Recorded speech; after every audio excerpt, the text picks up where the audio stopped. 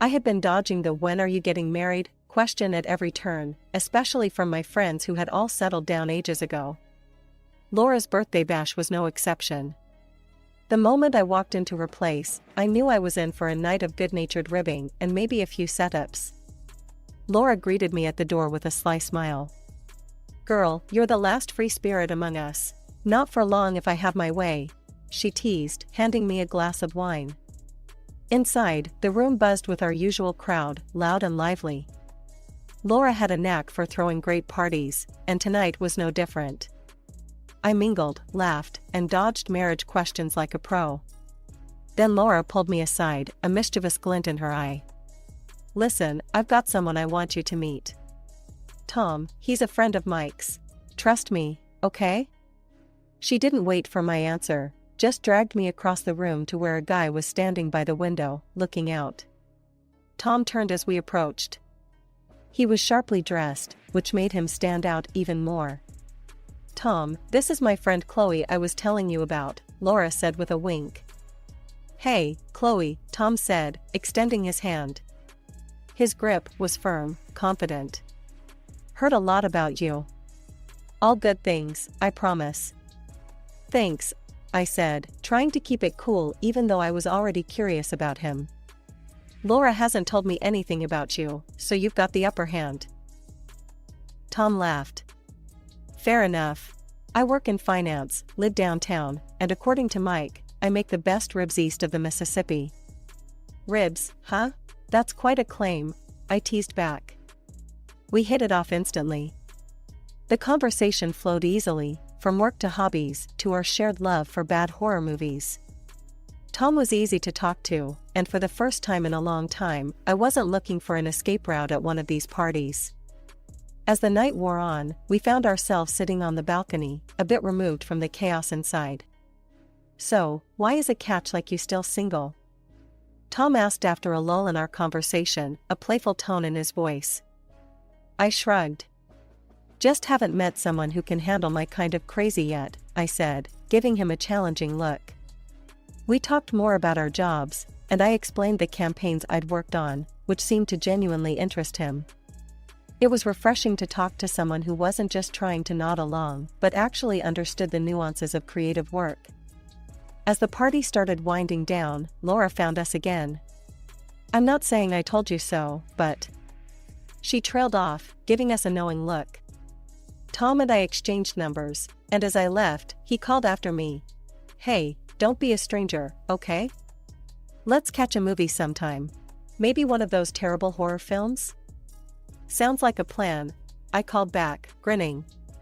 Driving home, I couldn't help but feel like maybe, just maybe, Laura's matchmaking hadn't been such a bad thing after all. The year flew by faster than I thought possible, and before I knew it, it was my wedding day. I woke up feeling like I was in some kind of surreal bubble. Getting married wasn't something I'd put much thought into until I met Tom, and suddenly here I was, about to walk down the aisle. As my bridesmaids hustled around the room, fixing their makeup and adjusting their dresses, I stood in front of the mirror in my simple yet elegant wedding dress. Laura barged in, holding 2 cups of coffee, her hair half done. "Drink up, you're gonna need it," she said, thrusting a cup into my hand. "You look a bit pale, Chloe. Nervous?" "A bit," I admitted, taking a long sip. "Feels like I'm stepping into someone else's life, you know?" Laura chuckled. "That's normal. Just wait till you see Tom at the altar. You'll know it's your life, all right." The ceremony was a blur. I walked down the aisle, my dad beside me, cracking jokes to help me keep it together. "Remember, you can always run. I've got the car ready," he whispered as we approached the altar, earning him a sharp elbow jab from me.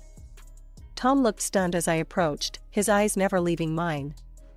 I couldn't help but smile, my nerves melting away under his gaze. We exchanged vows, his voice steady and sure, mine slightly trembling.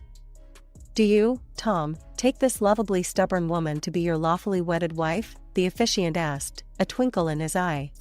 "I do," Tom replied, loud and clear. "And do you, Chloe?" He turned to me. "Take this hopelessly disorganized man to be your lawfully wedded husband?" "I do," I managed, eliciting a few chuckles from the crowd. The reception was loud and lively. Our friends and family mingled, danced, and toasted to our future. Tom and I made our rounds, thanking everyone for coming.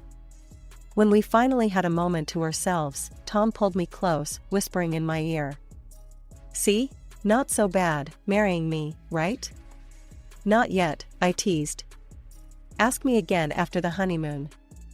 We both laughed, and he kissed me, the kind of kiss that made me forget we had an audience. As the night drew on, Tom's mom, Marilyn, came over, her eyes a bit teary. "I'm so happy for you too. Really, I am," she said, pulling me into a hug. It felt warm, genuine. "Thank you," I said, surprised by the sudden emotion.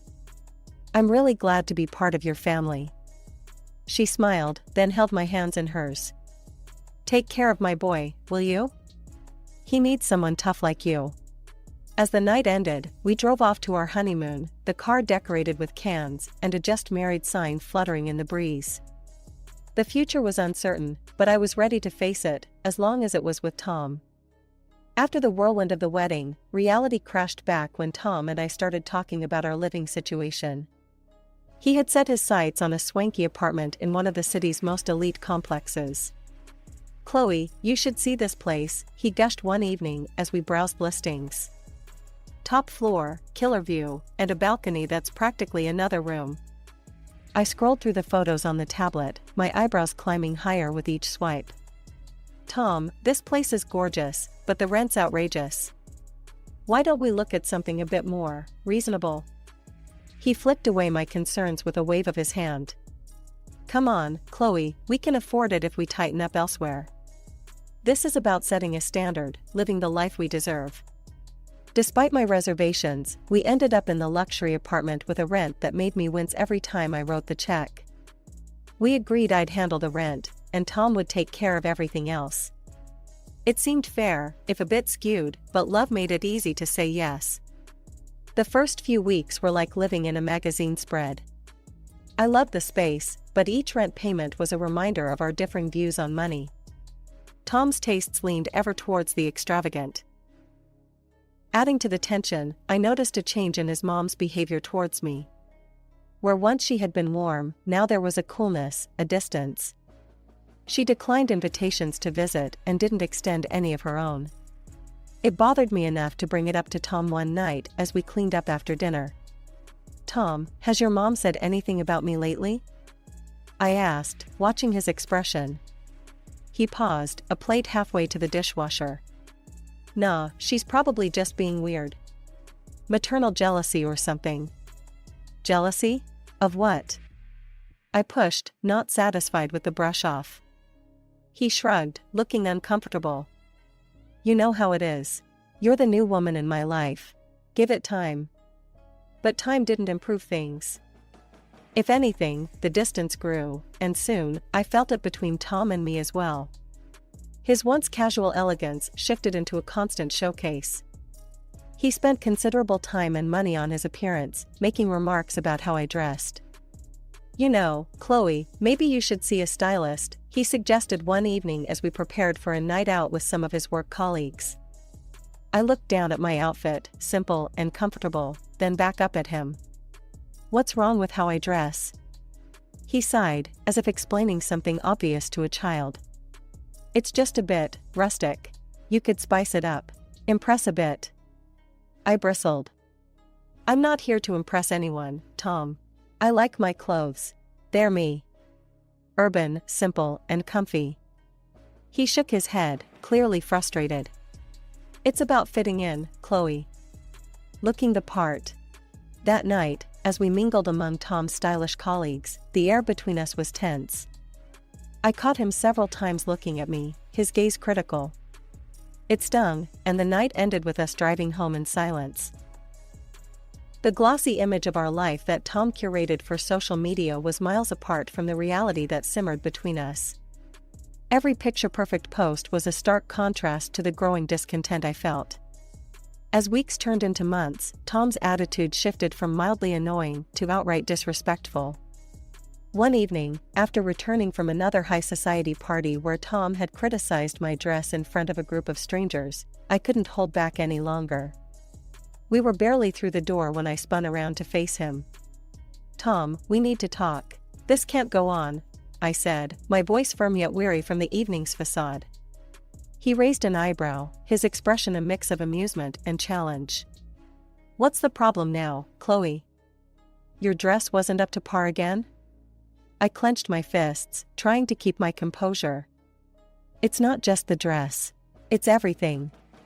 You belittle me, in public and at home.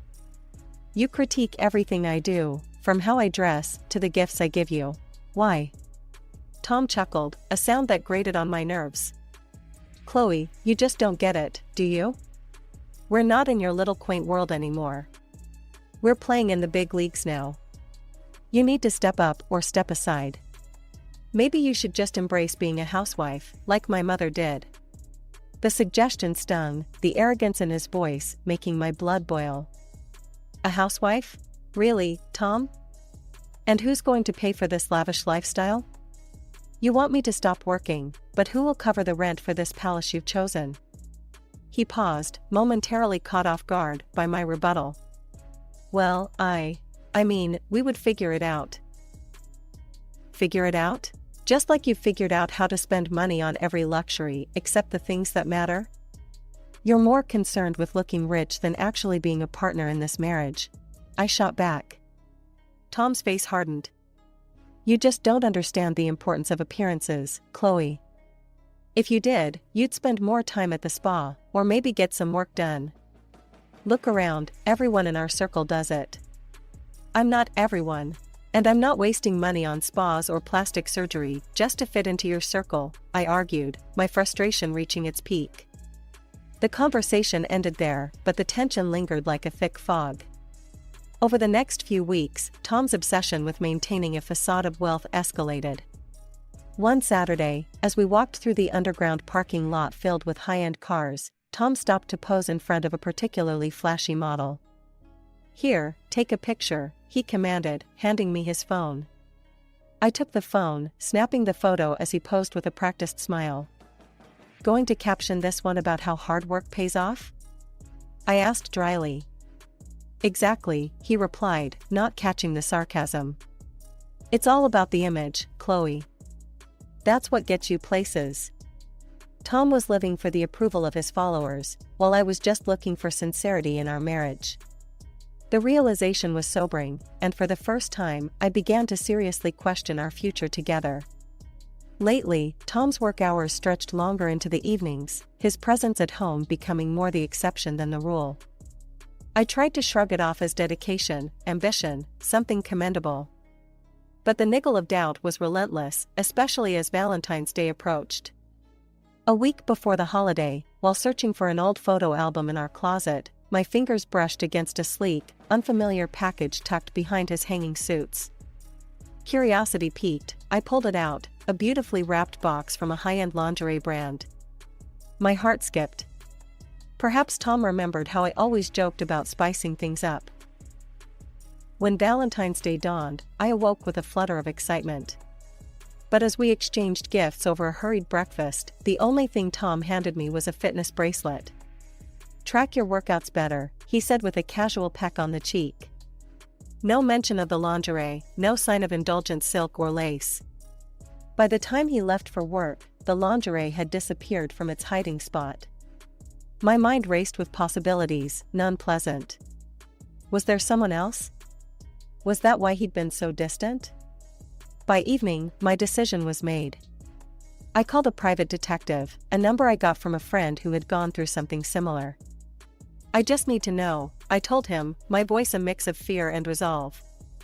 2 weeks later, I met the detective at a coffee shop downtown. His face was grim as he slid an envelope across the table. "You were right to call," he said softly. "I think this will answer your questions." Inside, I found evidence of dinners, late-night escapades, and receipts for gifts that certainly weren't for me. My heart sank, but I tucked the envelope away. Knowledge was power, and I needed a plan. That Friday, Tom staggered in late, reeking of booze. Guess what, Chloe, he slurred, barely able to stand straight. I got promoted. Big raise. We're celebrating tomorrow, my parents are coming over. He grinned, oblivious to the storm brewing inside me. This was it. This was the moment to confront him. But not tonight. Tomorrow, with his parents as witnesses, would be perfect. I forced a smile. That's amazing, babe. We should definitely celebrate. As he stumbled off to bed, I sat in the living room, the weight of the envelope in my purse feeling like a ton. The evidence of his betrayal was palpable, the photos and receipts a mosaic of deceit. I rehearsed what I would say 1,000 times, each scenario different, each outcome uncertain. Morning light crept through the curtains too soon, and I rose, weary but resolved. Today would mark the end of one chapter and, hopefully, the beginning of something new, something real and honest. As I brewed coffee and set the table for the impending brunch, my hands were steady. The heartache had crystallized into a fierce resolve. Tom's parents did not take long to wait. His mother, Marilyn, had always given me the cold shoulder, but today her disdain was palpable. She eyed me over her teacup with a sneer as they arrived, bearing a gift for Tom.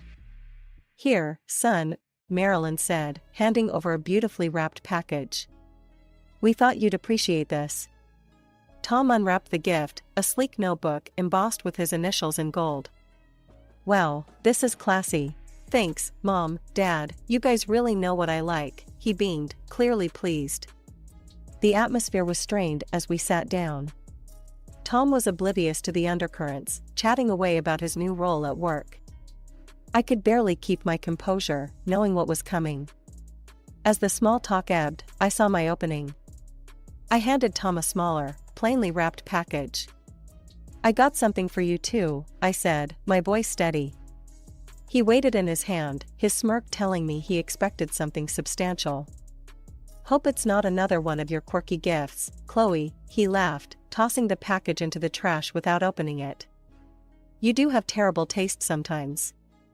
Even Marilyn gasped, her usual frostiness towards me briefly turning to shock. Thomas, she exclaimed. That's no way to treat a gift from your wife.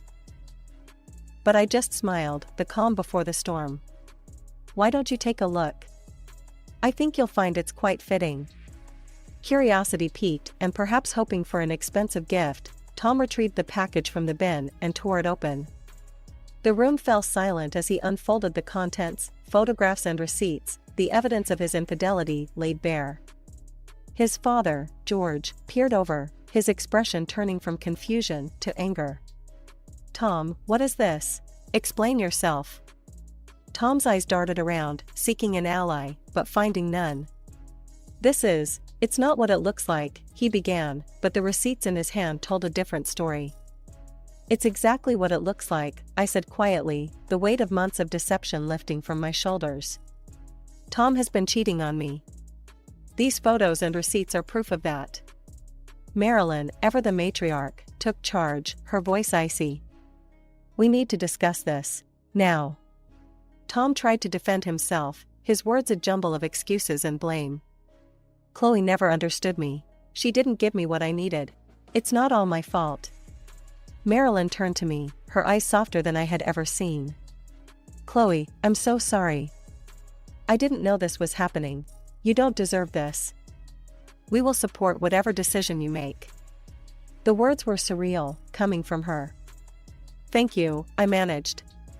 I think it's clear what needs to happen. We need to get a divorce. The room was heavy with disappointment and betrayal as Tom's parents digested the news. George spoke up, his voice heavy. Son, you've not only dishonored your wife, but disgraced us as well. I need some time, I said, my voice firm despite the chaos. I'll be in the bedroom packing some things. Each item I placed in the suitcase felt like I was closing a chapter of my life, one filled with deceit and misplaced trust. When I was almost done, I stood at the threshold of the bedroom, suitcase in hand, and addressed everyone still gathered in the living room. From today, Tom will be responsible for the rent of these apartments, not me, I declared, my voice echoing with a mixture of relief and resolve. Tom's face turned ashen, his earlier bravado evaporating in the face of reality. Marilyn looked at him with widened eyes. "You haven't been paying the rent, Thomas?" Before he could respond, I cut in. "I paid every single month, along with groceries and most other bills." Marilyn's gaze shifted between Tom and me, a realization dawning on her. "All this time, you lied about Chloe? We thought she was just spending your money." Her voice broke with the weight of her words. "I work at the advertising agency, and I have a good salary," I said, looking directly at Marilyn, who seemed genuinely taken aback. "It's Tom who has been reckless with money." At that, Marilyn's composure shattered. She stepped forward, her eyes blazing as she faced her son. "You ungrateful, spoiled fool," she yelled, her voice trembling with anger and hurt. "Chloe is nothing but hardworking and kind, and you have failed her." George joined in, his tone harsh and unforgiving. "Foolish boy. We didn't raise you to be this way. I should have been stricter with you when you were younger." The room was charged with emotion, the air thick with the bitter scent of disillusionment. While Tom's parents continued to berate Tom, I zipped up my suitcase and moved towards the door. The finality of my actions was liberating, yet heavy with sorrow. As I reached the doorway, George called out to me. "Chloe, we're so sorry. We didn't know. We're going to make sure he learns from this. We might even need to reconsider his inheritance if this is how he conducts himself." I stepped out of the apartment, the door closing behind me with a soft click that seemed to resonate with finality. The cool corridor outside was a stark contrast to the heated atmosphere I'd left behind. Life after the divorce felt like stepping out from under a heavy shadow.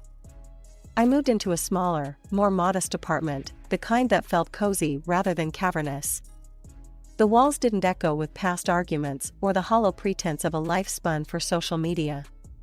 Here, I could breathe, decorate with simple tastes, and sleep soundly knowing I was living within my means.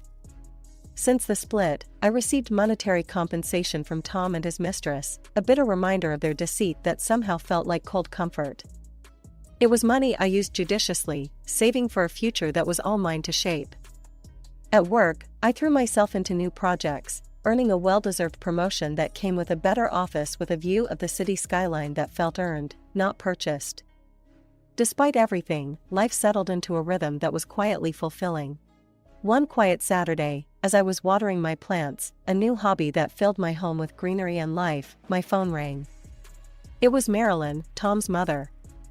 Our relationship had shifted surprisingly since the divorce, bound strangely by the shared betrayal of the man we both thought we knew. "Chloe, dear, how are you?" Her voice was warm, a stark contrast to the chill it used to carry. "Hi, Marilyn. I'm good, thanks. Just enjoying a quiet weekend. How about you?" There was a sigh, a rustle of papers. Marilyn was always more comfortable multitasking. "It's been hard, but..." Tom's learned a lot of hard lessons lately. His mistress left him after she realized the lifestyle he promised was just a facade. I wasn't surprised. People show their true colors in tough times. I hope he finds his way back to something real. "Yes, I hope so too," she agreed. "Chloe, would you want to meet for coffee sometime?" "I'd love to keep in touch." We started meeting occasionally, finding common ground over cups of steaming coffee. Marilyn shared tales of her gardening club, and I talked about my latest projects at work. It was strangely healing, building something new from the ruins of something so broken. As I moved forward, my goals became clearer. I was saving up, hoping to buy my own place outright. The dream of a mortgage, a place truly mine, was close enough to make my heart race with excitement and fear all at once. On one such coffee date, as autumn painted the city in hues of orange and gold, Marilyn and I sat in a quaint cafe, its windows fogged slightly by the crisp air.